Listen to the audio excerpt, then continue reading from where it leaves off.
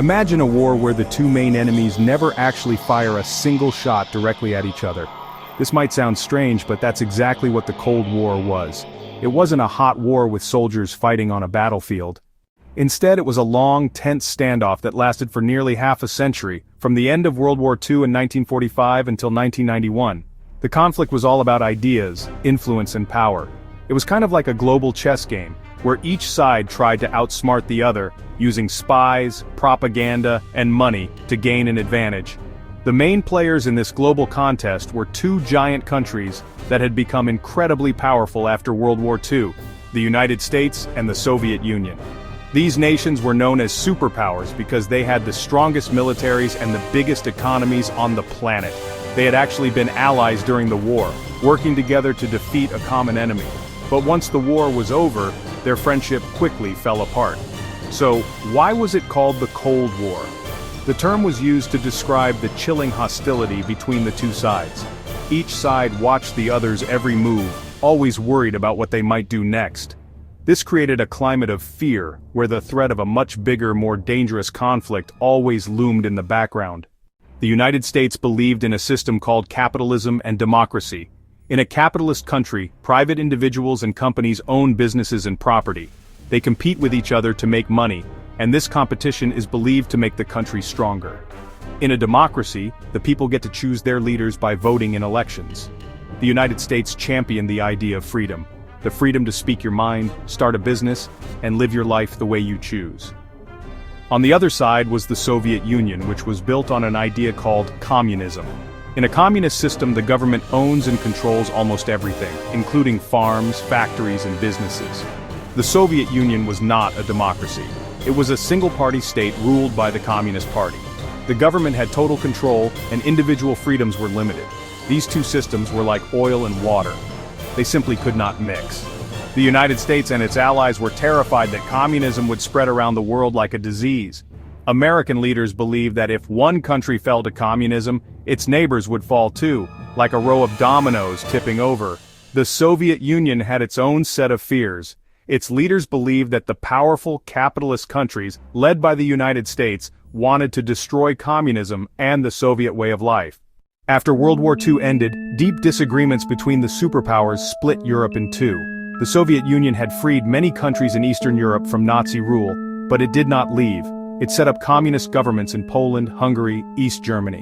In 1946, Winston Churchill gave a famous speech, declaring an Iron Curtain had descended across Europe. On one side was Western Europe, France, Great Britain, West Germany, allied with the United States. They had democratic governments and capitalist economies. On the other side was Eastern Europe, controlled by the Soviet Union. Countries like Poland, Czechoslovakia, Romania joined the Warsaw Pact. Life there was different. Little freedom. The government controlled newspapers, schools, and the economy. Dissenters could be imprisoned. Berlin, deep inside East Germany, became a Cold War flashpoint. The city was divided. West Berlin, an island of democracy surrounded by communism. In 1948, the Soviets blocked roads and railways into West Berlin, the Berlin Blockade. The US and its allies launched the Berlin Airlift, flying food and supplies for nearly a year. It showed how determined both sides were to hold their ground in a divided world. The Cold War was, really a competition to prove which system, capitalism or communism, was superior. And this rivalry played out in several dramatic ways. One of the most dangerous was the arms race. Both the United States and the Soviet Union began building up these like huge stockpiles of weapons. After the United States used atomic bombs to end World War II, the Soviet Union rushed to build its own. And soon, both sides had developed even more destructive hydrogen bombs, creating a terrifying new reality for the world. This arms race led to a scary idea called mutually assured destruction, or MAD. Basically, this meant that if one superpower launched a nuclear attack, the other would have enough time to launch its own missiles in return before the first ones hit. The result would be the total destruction of both countries, and honestly, possibly the entire world. This terrifying balance of power actually helped prevent a direct war between the two superpowers. But the constant threat of nuclear war cast a dark shadow over the entire planet for decades. The competition also blasted off into outer space. This was known as the space race, And it began in 1957, when the Soviet Union shocked the world by launching Sputnik, the first ever artificial satellite to orbit the Earth. That was a huge victory for the Soviets, who used it as proof that their communist system was technologically superior. The United States was stunned and immediately ramped up its own space program. The race was on to see who could achieve the next great milestone, from sending the first human into space, which the Soviets did in 1961, to landing the first person on the moon. While the superpowers avoided direct war, they fought each other indirectly in what were called proxy wars. This is when the US and the Soviet Union would support opposing sides in conflicts in other countries. For example, in the Korean War from 1950 to 1953 and the Vietnam War from 1955 to 1975, one side was backed by the communists and the other by the Americans and their allies. These wars were incredibly destructive and cost millions of lives. They were fought on the battlefields of smaller nations, but they were really part of the larger global struggle between the superpowers. By the 1980s, the Soviet Union was in serious trouble. Decades of the Cold War had really taken their toll. The communist economic system was failing badly. While the government spent huge amounts of money on the military and the arms race, there were constant shortages of basic goods like food and clothing for ordinary people. Unlike the West, where capitalism was creating wealth and new technologies, the communist world was stagnant and falling further and further behind. In 1985, a new leader named Mikhail Gorbachev came to power in the Soviet Union. He recognized that the country needed major changes to survive. He introduced two new policies: glasnost, which meant more openness and freedom of speech, and perestroika, which meant restructuring the economy to make it more efficient.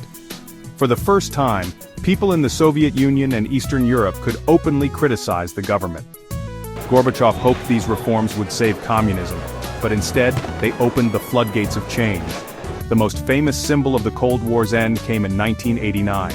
For nearly 30 years, the Berlin Wall had stood as a concrete barrier separating communist East Berlin from democratic West Berlin.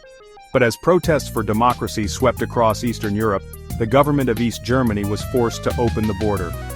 On November 9, 1989, crowds of joyful people from both sides began to climb the wall, chanting and celebrating. They started to tear it down with hammers and chisels. The fall of the Berlin Wall was a powerful signal that the Cold War was finally over. Following the fall of the Berlin Wall, communist governments across Eastern Europe collapsed one after another. The different republics that made up the Soviet Union began to declare their independence. Finally, in 1991, the Soviet Union itself officially broke apart, ceasing to exist as a country. With its main rival gone, the Cold War came to a quiet and sudden end. The United States was left as the world's only superpower. The decades of tension, the fear of nuclear war, and the great struggle between two opposing ideas had finally concluded, leaving behind a completely new and reshaped world. Please like and subscribe.